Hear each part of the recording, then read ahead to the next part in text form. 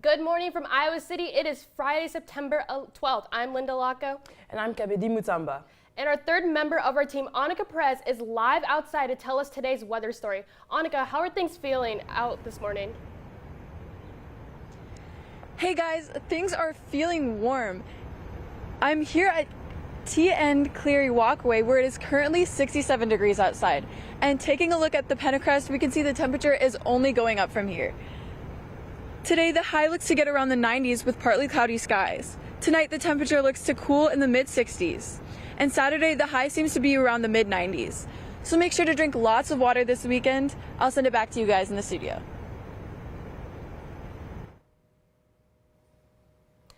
And for today's top story, a body was discovered in Sand Lake in Terry Trueblood's recreation area. Police were notified of the body on Wednesday morning. The identity of the deceased has not been released as requested by the family.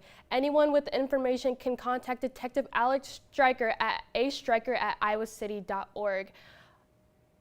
And a strong political voice was shot and killed on Wednesday. DITV's Ryan Lynch is live in the newsroom with updates on the tragedy. The suspect may be in custody in the fatal shooting of conservative activist Charlie Kirk. President Trump said this morning that there is a high degree of certainty that the suspect is in custody. The FBI has not yet confirmed the information. And late last night, a new surveillance video was released showing the suspect fleeing the scene. At the top of the screen, the suspect can be seen running across the roof after the assassination. He passes behind a structure and then returns on the other side, making his way to the edge. From there, the suspect climbs down the building to then make his escape to the wooded area across the street. The Utah Department of Public Safety said the suspect left palm imprints and dropped from the roof. Officials hope to collect DNA and get an identity. The FBI has received over 7,000 leads. And backing things up here, this video shows the crowd running after Kirk was shot during the event at Utah Valley University Wednesday afternoon. He was having a conversation about gun violence when the shot was fired. President Trump mourned Kirk's death with a post on Truth Social. Trump later released a statement talking about Kirk's legacy. Charlie was a patriot who devoted his life to the cause of open debate and the country that he loved so much, the United States of America. He fought for liberty, democracy, justice, and the American people. The FBI released images of the person of interest in the investigation. The assassin's bolt-action rifle was found in the wooded area near campus.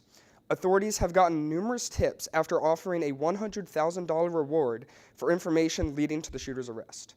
Speaker of the House Mike Johnson requested a moment of silence in the chamber for Kirk's death. The moment was immediately followed by a shouting match of partisan disagreement from Republican and Democratic representatives. And elected officials from Iowa expressed their condolences on social media. Iowa Governor Kim Reynolds expressed her condolences, saying Kirk was beloved by many for standing up for conservative values and inviting constructive debate and dialogue among young Americans. Representative Marionette Miller Meeks said the attack was not only on Charlie, but on the very principles of free speech and democracy. Senator Joni Ernst said the tragedy should never have happened. Senator Chuck Grassley also asked followers to join him in prayer for Charlie Kirk. And officials will be holding a press conference any moment with updates on the investigation. I'll send it back to you guys at the desk.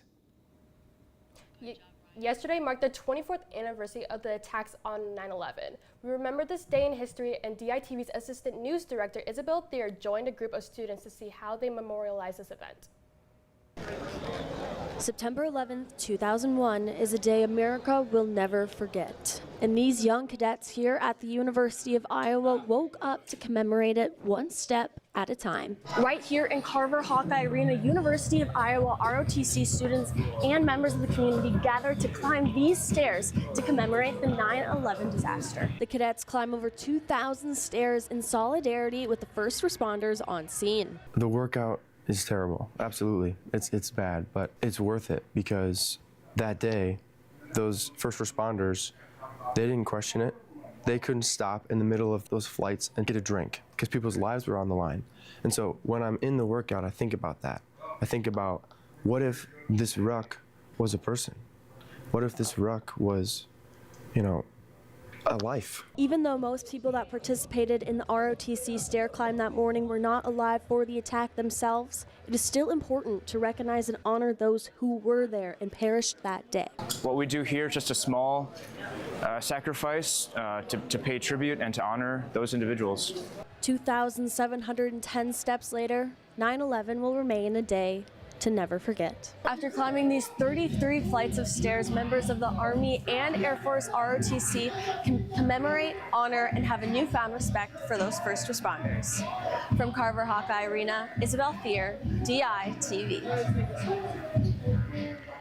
The University of Iowa is the latest college campus to be targeted by a nationwide swatting attack. Swatting is when someone receives a false threat to create panic and chaos.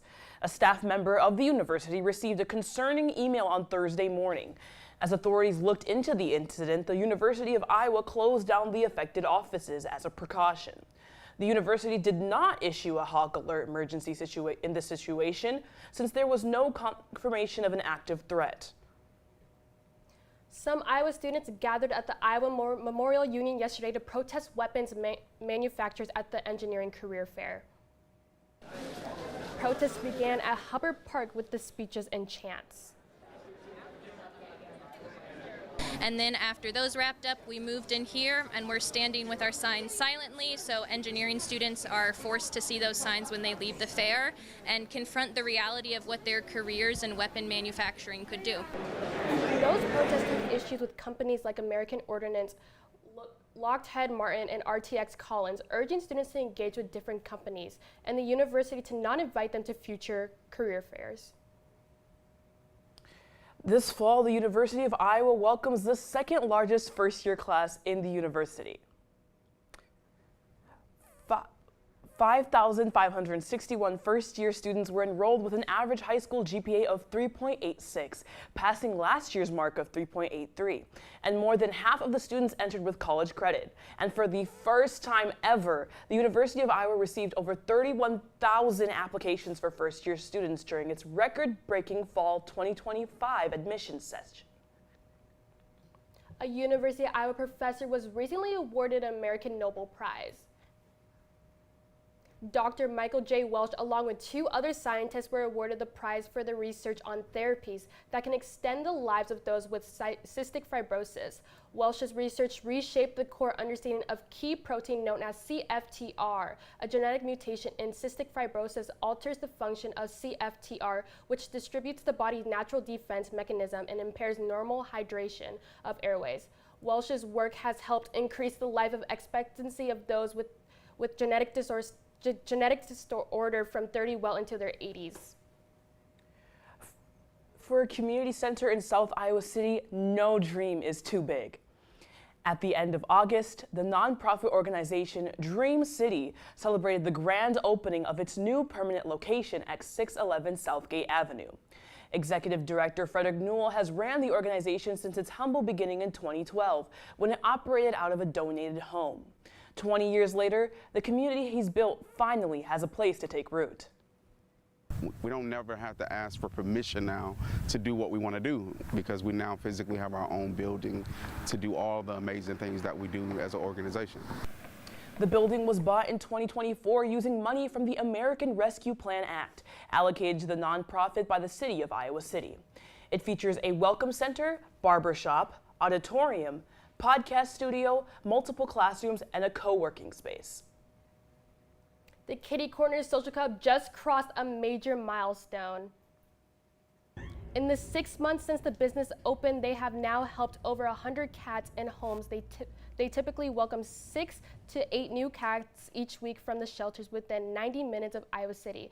Potentially adopters and interviewers beforehand to make sure they are the perfect fit for the cats. And coming up later, Iowa football preview, soccer begins Big Ten play, and updates from volleyball and field hockey. All that coming up right here after the break. Stories occur every day, and here at DITV, we've got you covered with up-to-date news and politics. We are anxiously waiting for those votes for not only the national election, but here in District 1. Community members protest and stand for science. Keeping highlights and scores with Hawkeye Sports. Advancing to the quarterfinals, Iowa looks to boost their overall placement and their way into the semis. It's Iowa's second road win of the season, first since September 21st. And of course, all the latest in entertainment. Sit back, relax, and here's the word on the street. I'm here at the Alan McVeigh Theater where a unique performance. Here at DITV, we've got a crew bringing you all the stories from across the nation and right here in your backyard. From the Iowa State Fair. In Nashville, Tennessee. From downtown Iowa City. From Carver Hawkeye Arena. And bringing all the coverage straight to you live on Monday, Wednesday, and Friday mornings. Around the University of Iowa and Iowa City community, we have the stories that matter to you here at DITV. Welcome back and thank you for joining us this Friday morning. Let's take a look back outside with Annika for the forecast for the week ahead. Thanks, guys, and this week is making me nostalgic with this July-like weather. Sunday, we start off with the hottest day of the week with a high in the mid-90s and a low in the high 60s. Monday, the high seems to be around the upper 80s and cloudy. Tuesday and Wednesday seem to stay around the same with highs around the upper 80s to upper 90s and lows around the mid-60s. And to finish off the week, we have Thursday being the coldest with a high in the 80s and a low in the 60s. I have to be honest, I'm kind of disappointed I'm not going to be able to wear my sweaters this week, but I am excited to celebrate the game this weekend. For now, I'll send it back to you guys at the studio. Like Annika said, I'm very excited for the game. I'm also excited that my birthday's coming up this weekend and very interesting sports going on. I'm after last weekend's upset, I'm still not over it, but I'm hopeful for Hawkeye football this weekend. Nick, you want to tell us about it? Yeah, guys, the Hawks are looking to catch some fire as the warm weekend rolls around. Iowa is back at Kinnick Stadium tomorrow for a matchup against the UMass Minutemen. The Hawkeyes are coming off a heartbreaking loss to Iowa State, while the Minutemen are off to an 0-2 start with losses to Temple and Bryant. With a win, head coach Kirk Ferentz will have the most wins of all time among Big Ten coaches. Ferentz currently shares the record with Woody Hayes, the legendary Ohio State head coach, with 205 career wins. Hayes' record has stood as the Big Ten's best for 47 years. Kickoff from Kinnick is set for 6:30 tomorrow night. The Iowa football team will be joined this week by a special family that shares an inspiring story. DITV's Cole Krieger has a story from this week's kid captain, Gwendolyn Klaus. Gwendolyn Klaus's mother, Natalie, described her pregnancy with Gwendolyn as, quote, a picture-perfect pregnancy. When the doctors noticed something unusual, they recommended Stead Family Children's Hospital. They called a few days later. She told me what it was, and I asked her to spell it. I remember specifically, I wrote it down, and then I asked her, is my baby gonna die? Testing discovered that Gwendolyn was diagnosed with something called Zellweger spectrum disorder, a disorder that has no treatment or cure. Children with the disorder usually don't live past their first birthday. Gwendolyn has also lost her hearing and vision while also being diagnosed with stage 4 liver disease. Through all the odds and all the testing, Gwendolyn Iris Klaus is now 7 years old and thriving in her first grade classroom. She loves anything to do with swimming and being by the water, listening to other kids read, snuggles with her family members, and her stuffed animals.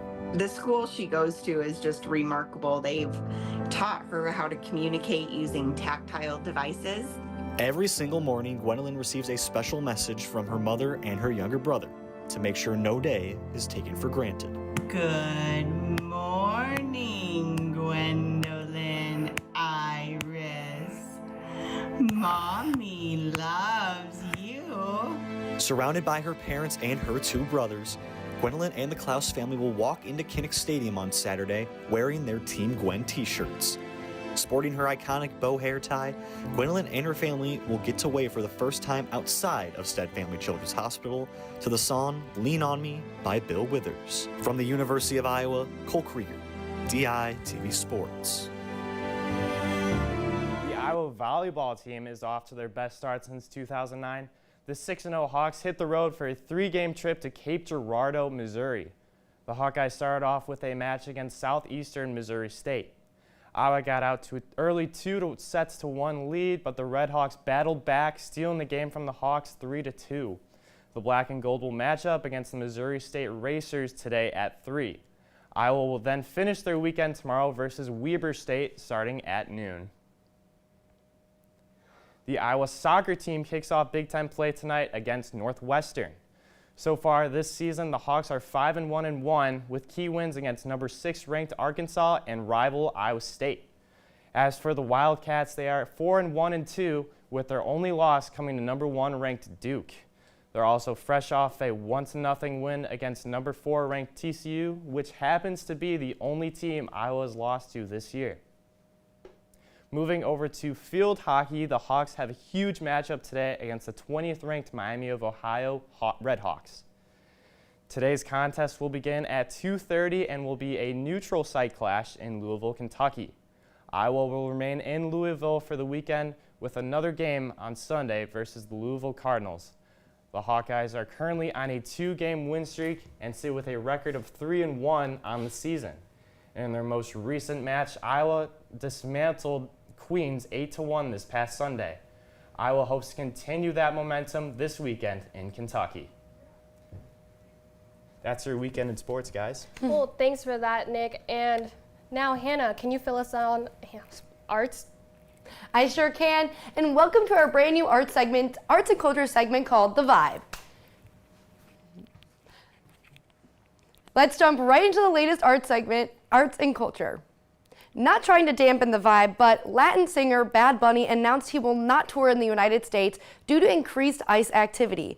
Concerned about his safety of his fans, the Puerto Rican artist said the recent uptick in mass deportations during the Trump administration caused him to pursue alternate locations. His upcoming Debut Trier Mas Fotos tour is still set to visit numerous countries in Central America, South America, and Europe, as well as Japan and Australia from November through next July. Silly week is over, football season is in full swing, and the semester is starting to get real. This means new students are settling in and finishing the final touches on their dorm rooms. DITV's Liz Schultz is live outside Burge Hall to give us an inside look on the latest dorm room trends. Liz, what's the word? Yeah, well, Hannah, I am here outside of Burge Hall where students gave me an exclusive tour inside their dorms, and I can say they know how to decorate.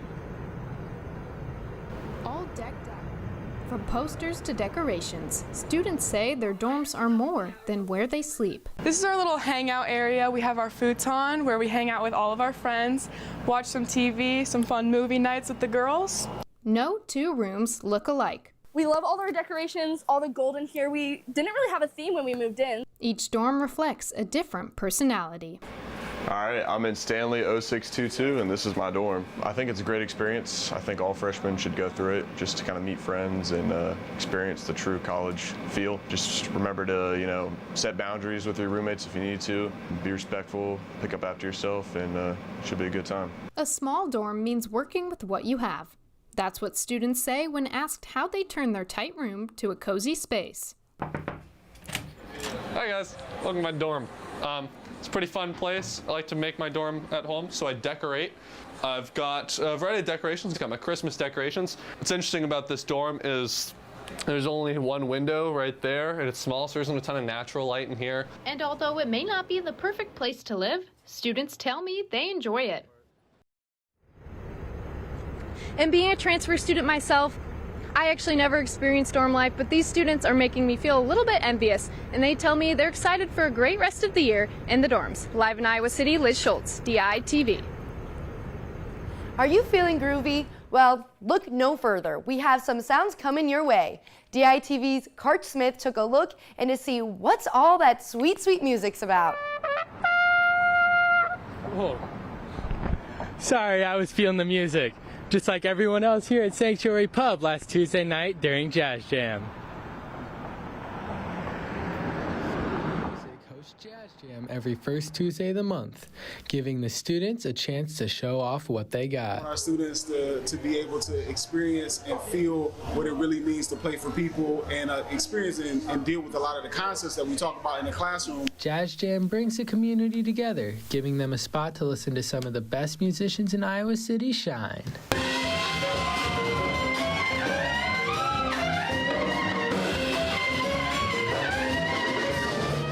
jazz is. It's mainly based on community, and that's the biggest thing I would say that brings us all together. So events like this is really special.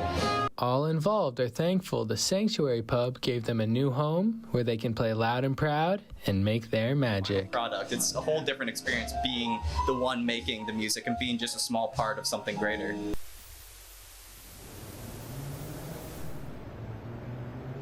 Jazz Jam offers students a chance to work with some of the best, making it a great experience not only for them, but for the listeners as well. So if you ever hear one of these coming from in here, you might want to take a stop in.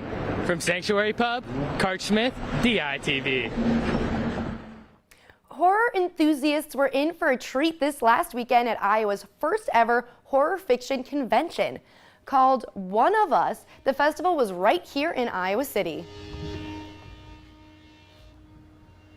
Basically, there's a scene in Chicago, there's a scene in Minneapolis. I'm just trying to find some place in the middle.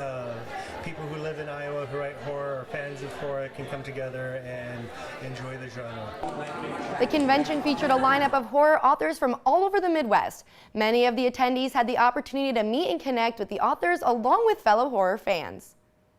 Been like one of the spheres that I see like a lot of like growth in recently. I'm really glad that there's like a lot of like big horror projects and also like a lot of small horror projects, which is kind of what's going on here.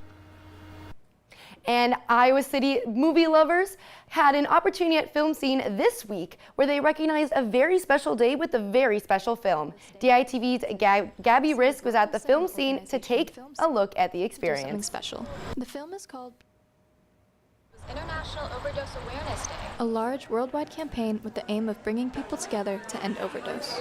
And in recognition of this day and its message, Iowa City's local cinema organization, Film Scene, decided to do something special. The film is called Beautiful Boy. Starring Timothy Chalamet and Steve Carell, the 2018 movie depicts the impact of addiction on the relationship between a father and son. Community members gathered at Film Scene this past Tuesday to share in this important message that affects so many people. I think it's really important. I think it's really wonderful to be able to put something on like this for the community. I work directly with individuals who are trying to recover from various addictions.